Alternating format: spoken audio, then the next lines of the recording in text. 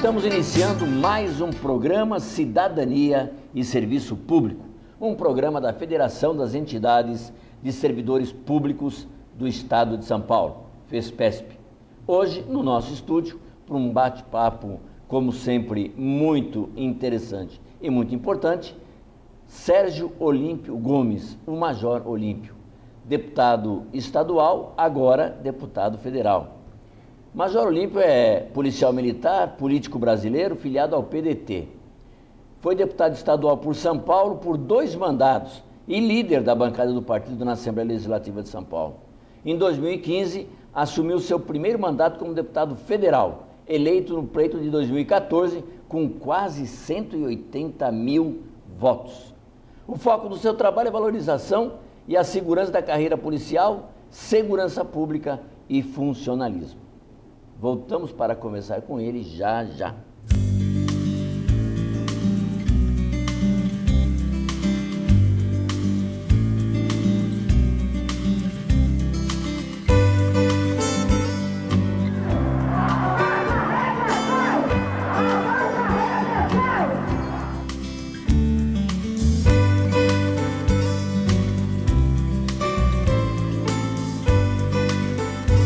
Estamos pedindo aquilo que nos é de direito.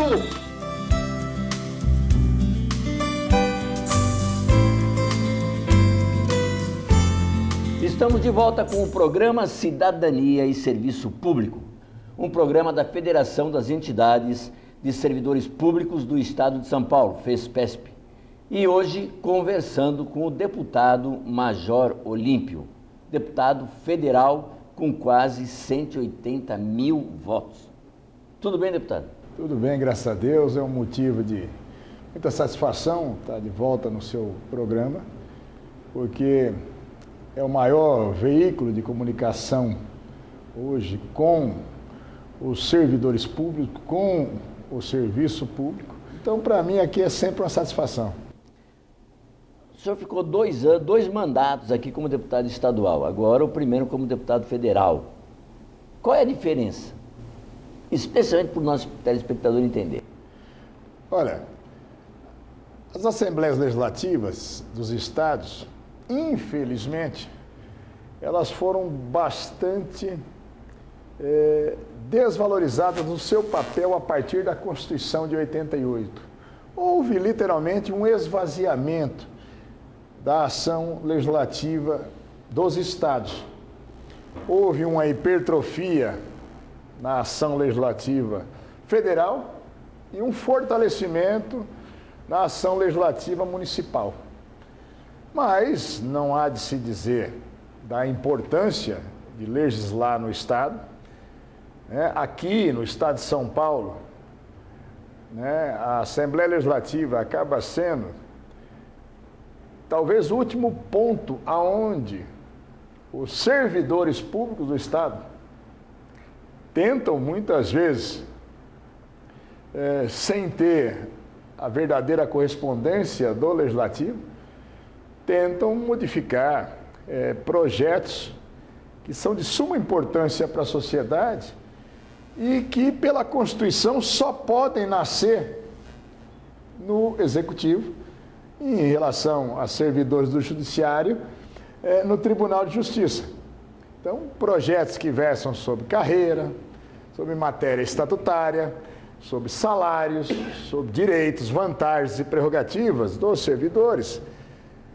A competência constitucional está em relação aos atos do Executivo no governador, no caso do Judiciário, na iniciativa do Tribunal. E a luta é justamente para aperfeiçoamento ou modificação, que é mais do que necessária muitas vezes. E o foco de luta é na Assembleia. Daí eu ter participado durante 8 anos, efetivamente, dessas mobilizações, sendo certo que é extremamente difícil. Aqui eu tenho que dizer do quanto nós temos que valorizar os nossos representantes associativos, sindicais, dentro da área do serviço público. Eu vi situações extremamente agudas, no movimento salarial do judiciário, numa paralisação de 128 dias. Isso.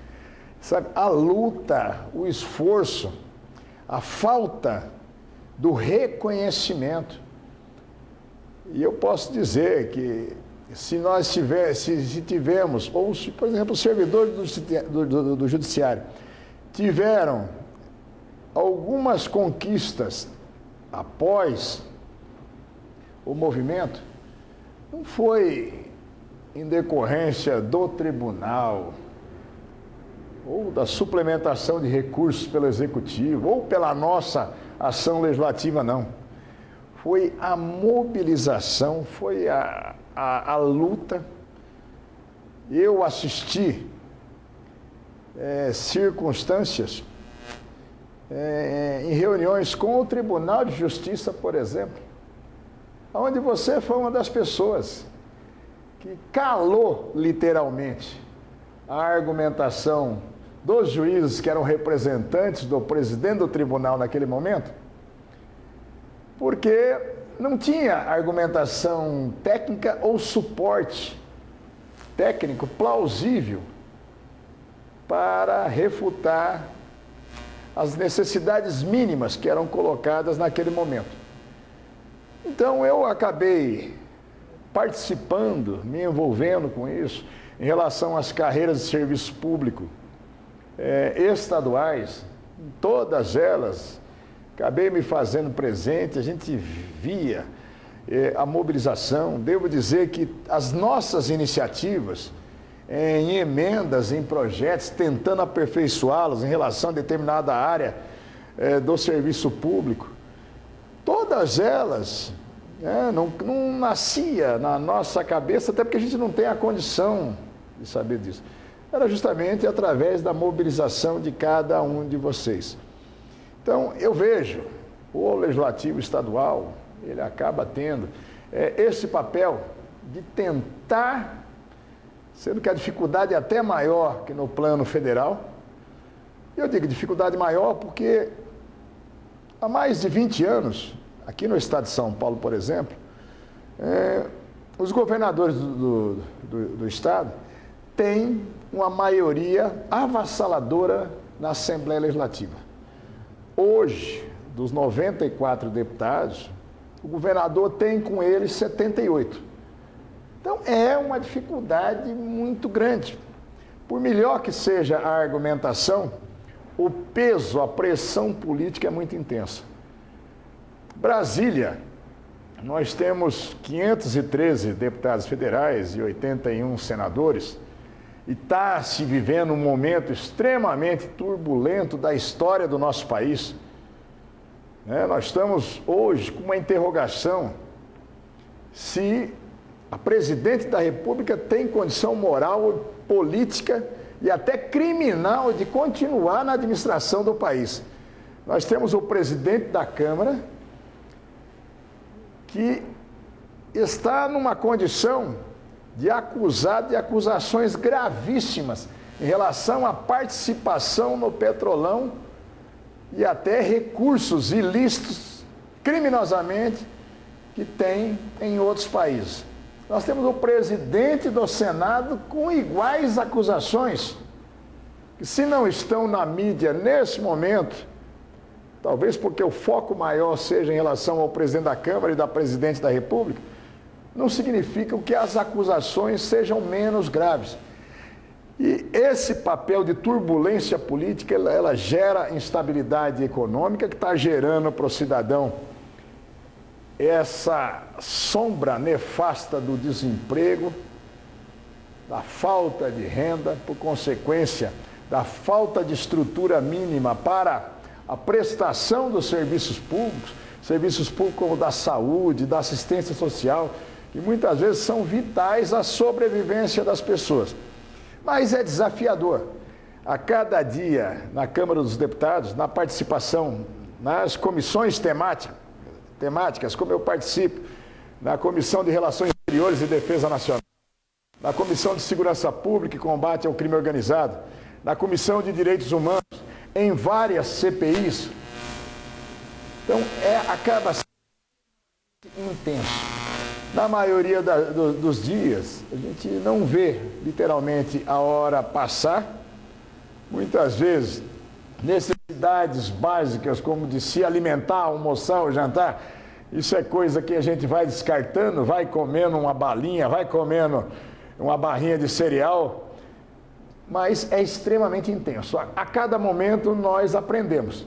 E acabei também tendo a oportunidade de encampar lutas nacionais que os servidores públicos aqui já me ensinaram a entrar na luta. Então, quando nós estamos lá com a PEC já em andamento, a PEC 555, que acaba com a contribuição dos inativos, aliás, uma PEC difícil, né? Mais do que justo, né? E ela só existe pela mobilização e a persistência dos servidores públicos do Brasil. Mas é extremamente aguda essa luta. E qual é o meu papel? Meu papel é se alinhar com os líderes que são deputados federais, que são senadores, que já estavam e sempre estiveram compromissados com os serviços públicos e com as categorias de servidores, me alinhar e ser mais um ombro, ser mais um voto, ser mais alguém que vai persistir nisso. Quando nós estamos com uma crise extremamente aguda, como nós temos, de ordem política e econômica, volta como voltou à baila, né? O governo federal dizendo, olha, nós precisamos fazer uma nova reforma previdenciária, principalmente em relação aos regimes próprios à previdência de servidores públicos. Mais uma vez, vocês podem ver isso no noticiário, querem que o servidor público, querem satanizar a figura do servidor público como o responsável pelo que está acontecendo. Pelo que está acontecendo no país. Quando nós temos mais do que a argumentação, tem a história de vida de todos, que demonstram exatamente que nós contribuímos desde o nosso primeiro dia no serviço público. E a nossa contribuição vai além túmulo ainda. É verdade. Porque as nossas viúvas continuam a contribuir. Então, e nós mostramos nos números. E nós mostramos ao longo da história do nosso país que isso não é a primeira vez que vem à baila. Nós já tivemos reformas previdenciárias que só não foram mais nefastas aos servidores por conta da mobilização dos nossos representantes sindicais. Por isso que muitas vezes as pessoas me dizem, mas a que se presta as associações sindicais? E eu sempre digo, gente, graças a Deus nós temos. De verdade mesmo, porque senão a bordoada já teria vindo numa intensidade muito maior. Podem ter certeza, a luta vai ser muito aguda para os próximos momentos, para os próximos anos, mas eu tenho certeza absoluta. Os servidores públicos do nosso país, a cada momento, se fortalecem mais em relação a como empreender a luta. Vencer ou perder faz parte da luta. Não podemos subestimar a força dos governos. É como eu disse, pega aqui no estado de São Paulo, onde o governador tem uma maioria avassaladora. Então, para você fazer literalmente a cabeça, ou você pressionar um parlamentar que ele é da base governista, que ele é mimado ali com emendinhas parlamentares, com cargos, na distribuição de cargos de governo, e aparecem os vossos representantes associativos sindicais, falando para o sujeito, olha, nós precisamos apoiar tal emenda, porque isso vai dar uma garantia mínima. Vai em relação, por exemplo, ao nosso servidor aposentado, em relação ao ativo, ou tal gratificação, ou a correção salarial. E o indivíduo ancorado aqui e ouvindo do líder do governo, não se mete com isso, rejeita e cala a boca. Então Ou seja, quem manda é o executivo. É uma luta muito intensa.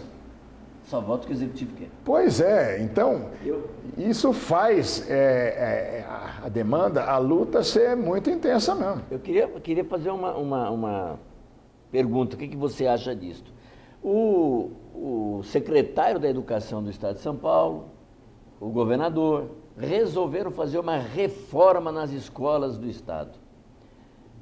Os alunos tomaram as escolas, mas são 90 escolas em que os alunos estão lá dentro, alunos, crianças na verdade, né? De jovens para crianças de 10 a 15 anos, 16 anos. E lá foi ele colocar os policiais para tentar tirar as crianças lá de dentro. O que o senhor acha? Olha, tem uma frase do presidente Lincoln que diz: quando o estrategista erra, o soldado morre. O estrategista é muito ruim, lamentavelmente escolhido várias vezes pela maioria da população do estado de São Paulo, que até aumentou a soberba dele. O Geraldo Alckmin, e infelizmente a grande maioria dos seus assessores secretários, não é que se acham dono do mundo, eles têm certeza. Então, para você fazer uma reforma em relação à reestruturação de escolas públicas no estado de São Paulo, minimamente em respeito ao cidadão, à comunidade, ele deveria ter feito isso através de uma proposta a ser discutida com as comunidades. Porque, para que as pessoas possam entender, nós temos lá 4.500 escolas estaduais no estado de São Paulo. E mesmo com esse número que aparentemente é grande, mas quando você coloca em 645 municípios, muitas vezes isso faz com que o jovem, a criança, o adolescente, ele tenha que se deslocar a 5, 10 quilômetros de casa. E nesse momento, não é chororô, não. O governador está dizendo que tem uma natureza política e que a APOESP, que estaria, por motivos políticos partidários, fustigando a ação ou promovendo a invasão dessas escolas. Ora, ainda que tivesse uma mobilização de natureza sindical e os sindicatos em defesa de deixar os seus profissionais trabalhando mais próximo de casa, a capilaridade em relação aos serviços públicos e para as escolas, elas têm que atender à demanda da sociedade.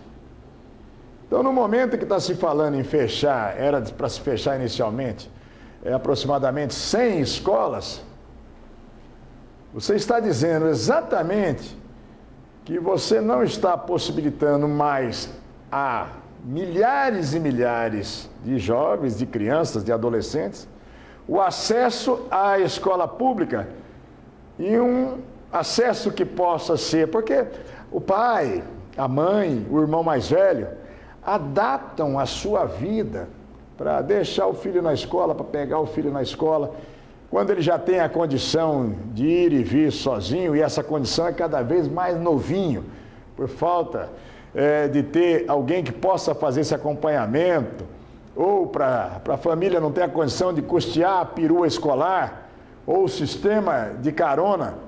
Então, no momento que você tem jovens, adolescentes, só que o governador e, lamentavelmente, o secretário da Educação quiseram fazer, transparecer, como se fosse mais uma ação de reintegração. Eu fui comandante aqui nessa região central da cidade de São Paulo, tive que dar segurança para que o oficial de justiça fizesse cumprir a determinação judicial. Polícia não faz reintegração de posse. Ela dá suporte a que se dê o cumprimento a isso. Agora, faltou sensibilidade da Secretaria da Educação transbordou em sensibilidade do governador como um todo e também da justiça. Não dá para você interpretar, olha, 150 jovens, estimulados ou não, pelo pai, pela mãe, pelo amigo, pela insatisfação de perder a escola mais próxima de casa, pelo sindicato de servidores da educação, seja ele qual for, mas é uma ocupação diária, uma demonstração, é um pedido de socorro. Esse pedido fez chamar a atenção dos órgãos de imprensa que a cobertura de mídia trouxe um pouco de sensibilidade ao juiz, ao dizer, olha, não é com força policial, nós não temos criminosos, é com o diálogo. Nós não temos invasores de área, não é para destruição de próprios públicos.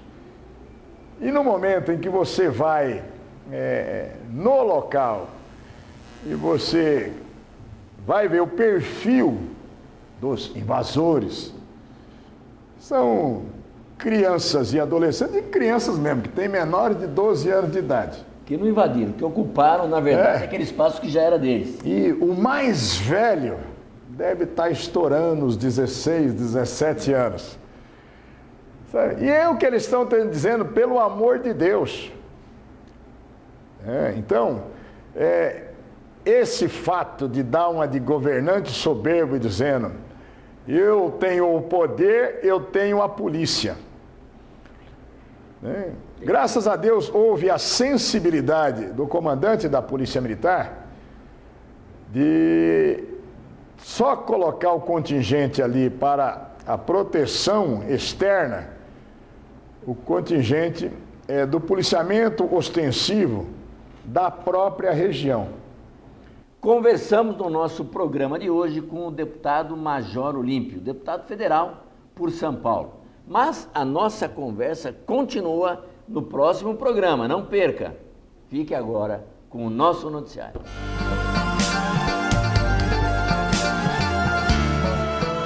E agora as principais notícias que interessam a você, servidor público.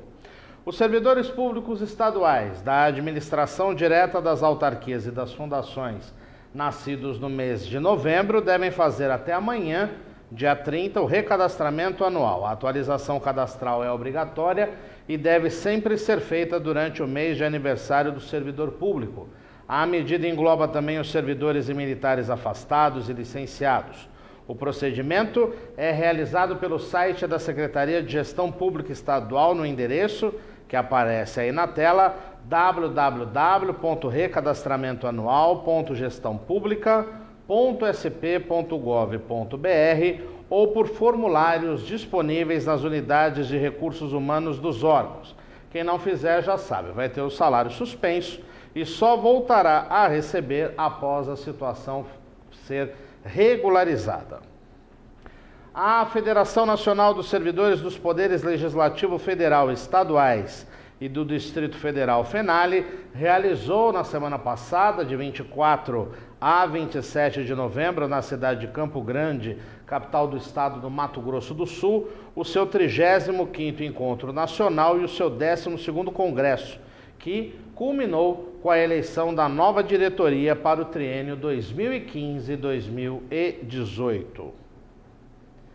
Em atendimento ao artigo 3º do Decreto número 61.470, de 2 de setembro de 2015, foi alterado o percentual utilizado para cálculo da margem consignável dos beneficiários da São Paulo Previdência de 30% para 40%. Em 4 de novembro passado, foram disponibilizados os valores atualizados no portal do consignado, de acordo com o artigo 1º da Resolução número 73, de 23 de outubro de 2015, o acréscimo de 10% na margem consignável, a que se refere o artigo 3º do Decreto 61.470, se destinará preferencialmente a consignações que possibilitem ao servidor público a quitação de débitos já constituídos. Para mais informações, a respeito de consignações em folha de pagamento, você que é beneficiário da São Paulo Previdência, o SPPrev, deve acessar o site, vai aparecer aí na tela, www.sprev.sp.gov.br/sobre as consignações. E crédito, você já sabe, sempre deve ser usado com moderação. Para encerrar, na próxima quarta-feira, dia 2 de dezembro, acontece a eleição para a presidência do Tribunal de Justiça do Estado de São Paulo para o biênio 2016-2017. O desembargador Paulo Dimas de Belles Mascaretti volta a concorrer, derrotado que foi no pleito anterior. O seu oponente é o desembargador Eros Picelli, atual vice-presidente. A eleição para os demais cargos ocorre na mesma data e na sede do Palácio da Justiça aqui na capital. E na próxima edição do Cidadania e Serviço Público, você já sabe como foi o resultado desta eleição. Cidadania e Serviço Público há 16 anos no ar, quase 17, sempre em defesa de tudo aquilo que interessa a você, cidadão, a você, servidor. E você já sabe, para entrar em contato com o programa Cidadania e Serviço Público, você liga para 11 3104 3836, manda suas mensagens para o nosso e-mail fespesp@fespesp.org.br, visita o novo site da Federação na internet no www.fespesp.org.br. E eu já convido você a nos acompanhar nas redes sociais, Facebook, Twitter e Instagram, sempre procurando por Federação Fespesp. Sobre o programa de TV, você já sabe. Você pode acompanhar todos os domingos às 9 da noite online no site da TV Aberta e depois arquivado no nosso canal do YouTube, no bit.ly/TV Fespesp. E aí você vai poder assistir ao programa Cidadania e Serviço Público quantas vezes quiser, em qualquer lugar do mundo. Uma boa semana a todos e até o próximo programa.